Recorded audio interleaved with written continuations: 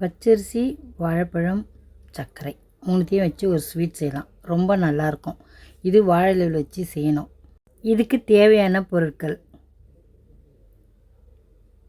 பச்சரிசி, தேங்காய் எண்ணெய், முந்திரி, வாழைப்பழம், சர்க்கரை. வாழைப்பழம் தோல் உரித்து இதை மாதிரி வச்சுக்கோங்க.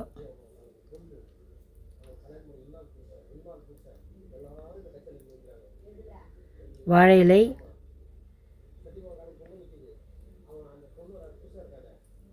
இப்போ முந்திரியை நல்லா இதை மாதிரி நுணுக்கி வச்சுக்கோங்க.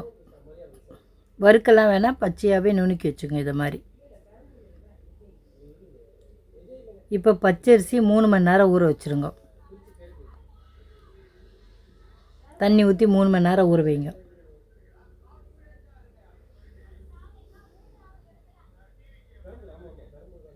அதுதான் ஊறட்டும், 3 மணி நேரம் ஊறட்டும். இப்போ எடுத்து இதை மாதிரி நல்லா கழுவிடுங்க. பாருங்கள், ஊறிச்சு அரிசி. நல்லா எடுத்து இதை மாதிரி கழுவிடுங்க.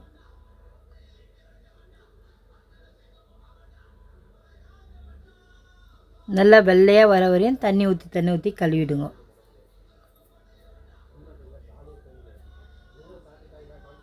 பாருங்கள், நல்லா வெள்ளையாக வர வரையும் இது மாதிரி கழுவுங்க.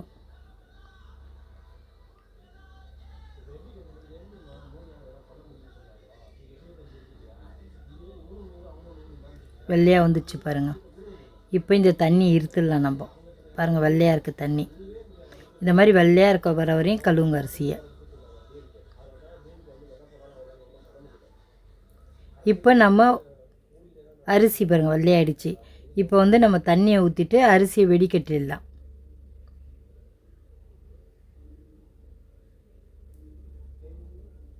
இந்த மாதிரி ஒரு வெடிக்கட்டி வச்சுன்னா அதுலேருந்து அரிசி அள்ளி இதில் போட்டுருங்க.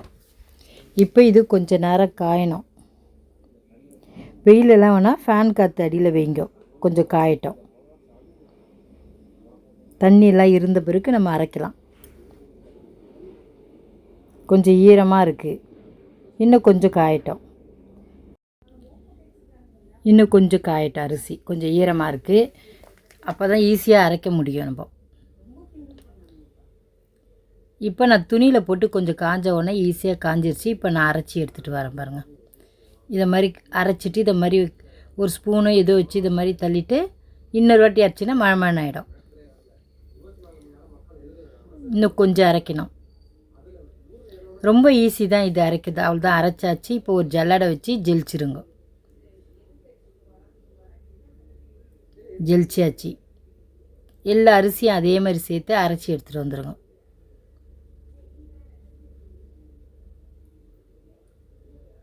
அவ்வளோதான். ஒரு தடவை அரைச்சி இதை மாதிரி கலக்கிட்டு திருப்பி அரைச்சி ஜெலிச்சிருங்க.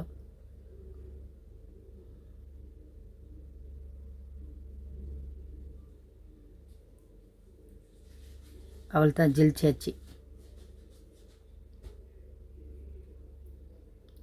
எல்லா மாவும் அரைச்சி வச்சாச்சு. பாருங்கள், எவ்வளோ ஈஸியாக அரைச்சாச்சு.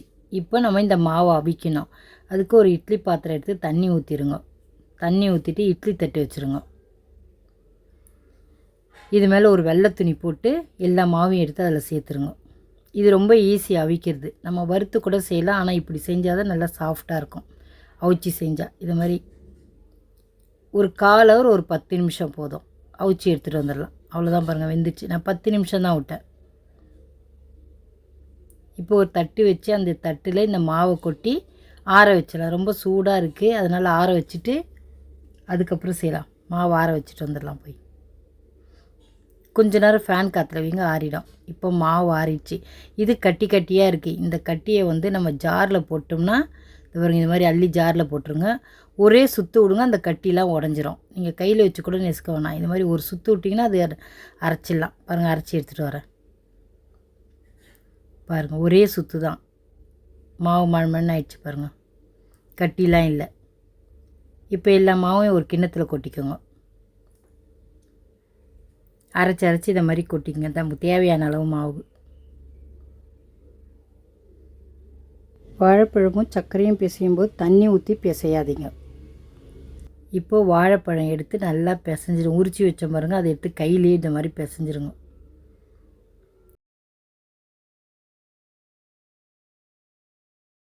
இப்போ சர்க்கரையை சேர்த்துருங்க, ரெண்டுத்தையும் சேர்த்து நல்லா பிசைஞ்சிருங்க. இப்போ முந்திரி சேர்த்துருங்க. இதை மாதிரி எல்லாத்தையும் நல்லா பிசைஞ்சிருங்க.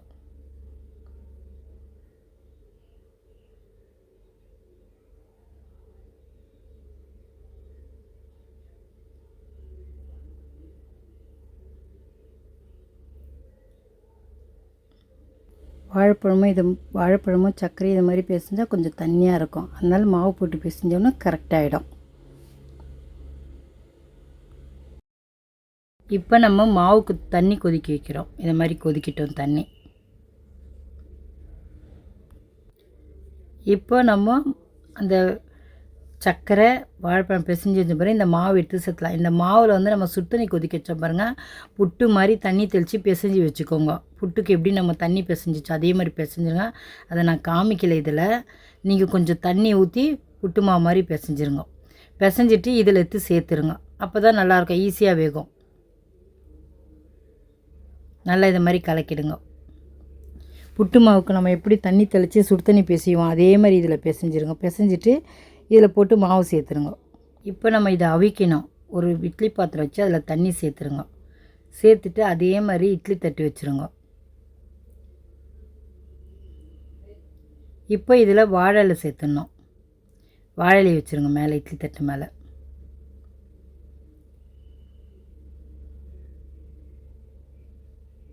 இந்த மாதிரி வச்சுருங்க. இட்லி தட்டு மேலே வாழை இலை வச்சுட்டு, இது வாழை இலை தான் அவிக்கணும், அப்படியே வச்சு அவிக்க முடியாது.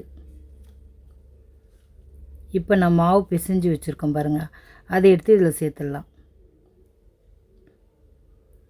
இதுக்கு தேங்காய் எண்ணெய் ஊற்றி செய்யும்போது அந்த தேங்காய் எண்ணெய் ஊற்றி கலரி எடுத்து வைக்கணும். தேங்காய் எண்ணெய் சேர்த்து இது மாதிரி நல்லா பிசைஞ்சிருங்க. திருப்பியும் நம்ம அடுப்பில் வைக்கும்போது தான் இந்த தேங்காய் எண்ணெய் ஊற்றி கலரி அதில் எடுத்து வைக்கணும். இது மாதிரி அள்ளி வச்சுருங்க. அந்த தேங்காய் எண்ணெய் வாசனை ரொம்ப நல்லாயிருக்கும் இதில். இதை மாதிரி வச்சுட்டு இப்போ இலையை போட்டு மூடிடுங்க.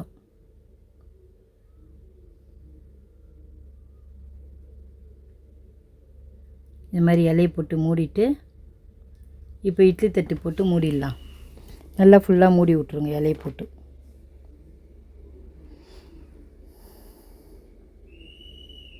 அதான் மூடியாச்சு. இப்போ இட்லி தட்டு போட்டு மூடிடுங்க. இது ஒரு 1/4 ஹவர் வெந்த உடனே இறக்கிடலாம். 1/4 ஹவர் போதும், வெந்துருச்சு. இப்போ இலையை எடுத்துகிட்டு தட்டில் எடுத்து வச்சுக்கலாம். 1/4 ஹவரில் வெந்துடும்.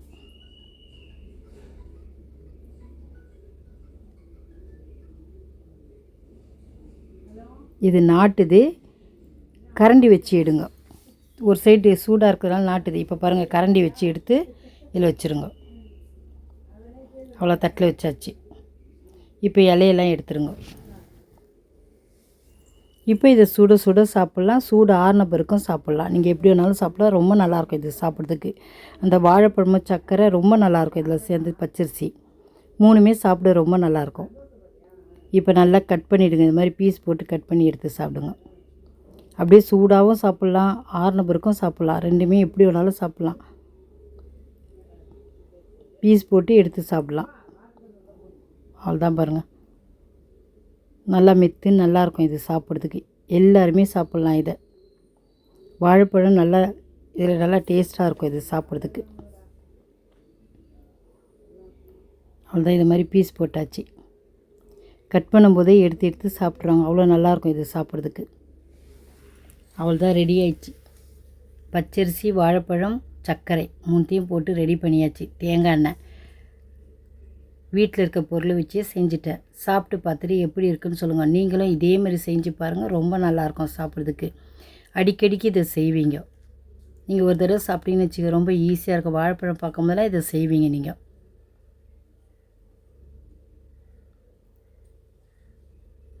சாப்பிட்றதுக்கு அவ்வளோ நல்லாயிருக்கும். முந்திரி கேக் மாதிரியே இருக்குல்ல, சாப்பிட இது அவ்வளோ நல்லாயிருக்கும். அதே மாதிரி தான் இருக்கும் சாப்பிட.